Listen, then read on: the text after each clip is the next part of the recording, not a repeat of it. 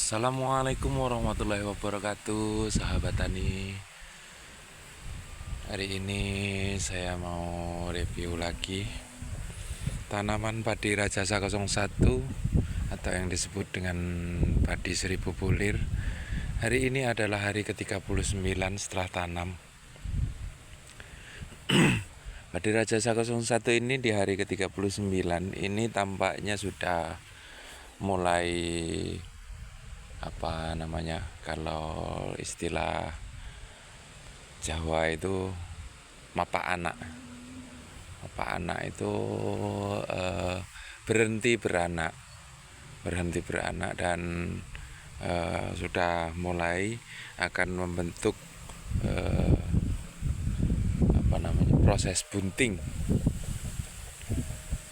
Ya, sudah mulai proses bunting. Jadi katakanlah di hari ke-39 40 itu proses bunting.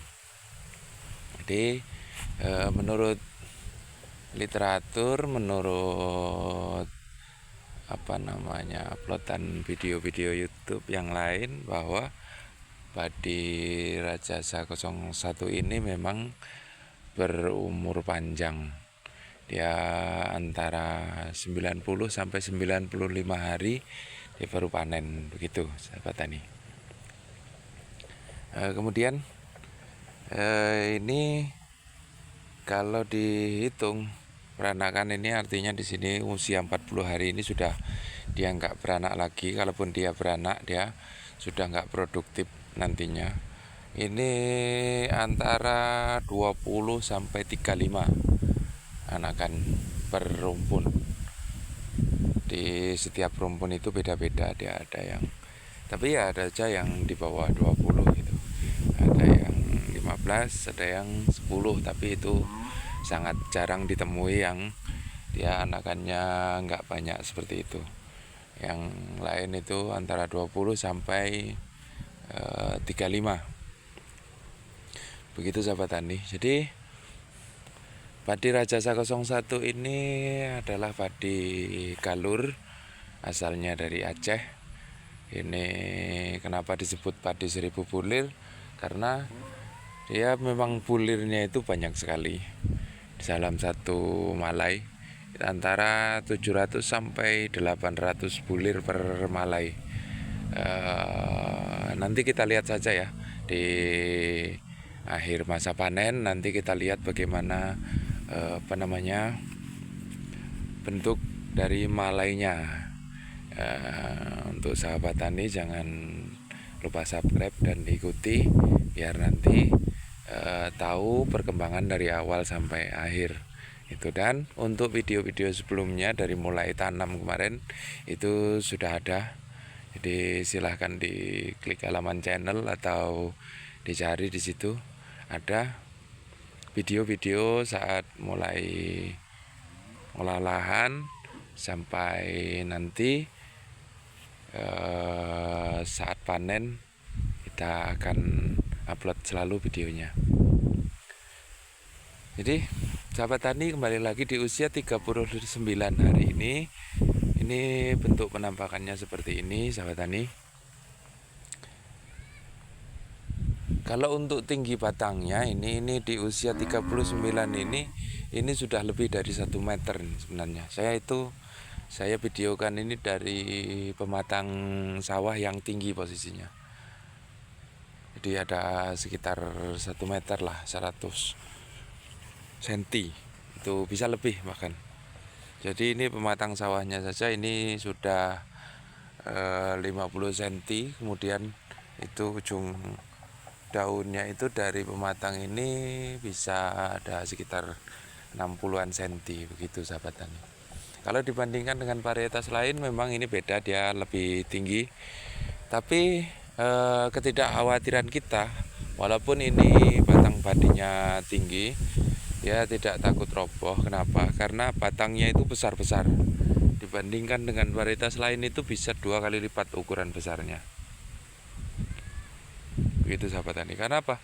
Di sini anakan 20 saja ini sudah 20 sampai 35 ya. Dianakan 20 sampai 35 ini aja rapat sekali ini terlihat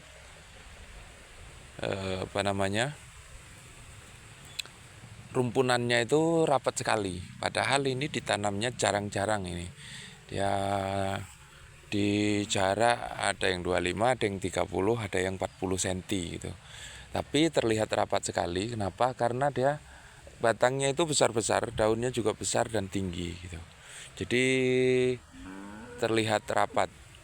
Kalau bentuk daun sama kayak yang lain, dia berdiri tegak, dia nggak melengkung ya. Kalau sudah istilahnya apa anak gitu, apa namanya, siap mau bunting itu apa namanya, daunnya itu ngacung ke atas, dia nggak melengkung karena sedang proses mau bunting begitu sahabat tani.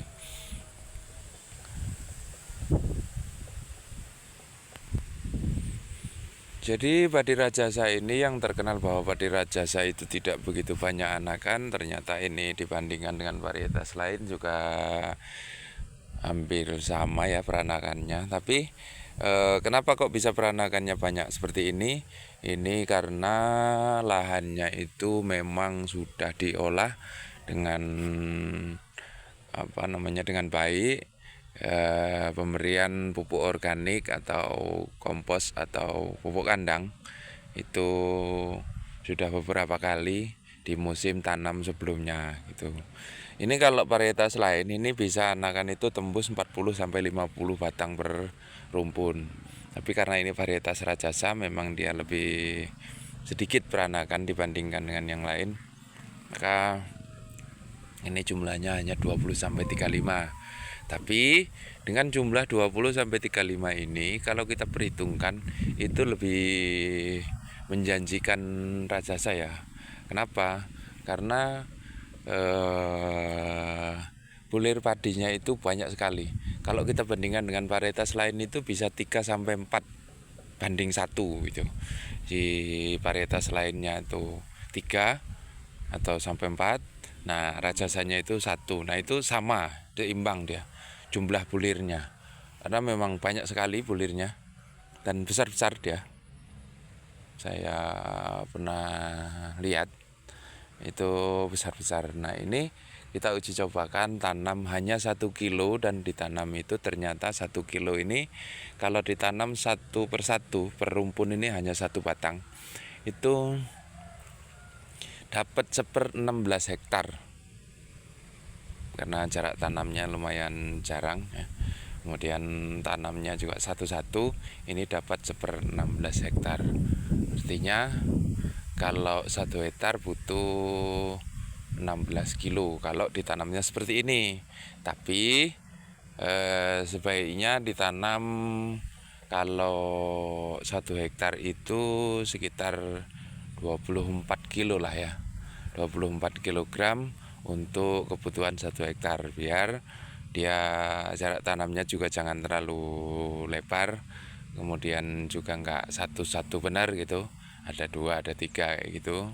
Jadi agar dia bisa mungkin peranakannya lebih cepat lagi, lebih banyak lagi gitu ya. Maka 1 hektar itu butuh sekitar 24 kilo atau bahkan ya siapkan saja yang lebih 25 sampai 30 kilo biar nanti tukang tanamnya itu enggak kerepotan begitu. Begitu sahabat tani. Karena apa, memang ya kalau ditanam satu persatu kayak gini dia tuh untuk mengejar anakannya itu susah kalau kita nggak punya pupuk yang banyak. Karena untuk membuat peranakannya banyak itu butuh ekstra dalam pemupukan. Tapi karena kita di sini tidak punya pupuk yang banyak, maka ya mengandalkan kompos dan pupuk organik ini dapatnya seperti ini. Dapatnya 20 sampai 35 per rumpun dan karena memang ditanam satu persatu. Maksudnya dalam satu rumpun itu hasil dari 1 batang benih padi. Dia nggak lebih. Begitu sahabat tani. Kemudian bagaimana caranya biar ini peranakannya banyak, yaitu tadi dia harus di treatment dulu tanahnya, diberikan pupuk organik, berupa kompos atau kotoran hewan yang sudah difermentasikan. Kebutuhan 1 hektar itu kalau untuk awalan itu sekitar 200 sak. Untuk lahan yang tandus ya, itu 200 sak yang isi 50 kg.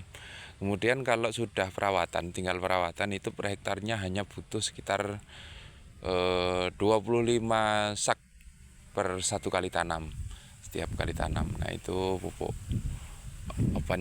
pupuk organiknya itu yang sudah siap ditaburkan atau sudah didekomposisi, sudah difermentasi dengan baik. Begitu sahabat tani. Oke, terima kasih sudah mampir dan menonton. Jangan lupa like, subscribe, dan semoga saja video saya ini bermanfaat, dijadikan referensi atau jadikan rujukan nantinya kalau sahabat tani pengen direkomendasikan tanam di tahun-tahun yang akan datang atau di musim-musim yang akan datang. Terima kasih sahabat tani. Kurang dan lebih mohon maaf. Wassalamualaikum warahmatullahi wabarakatuh.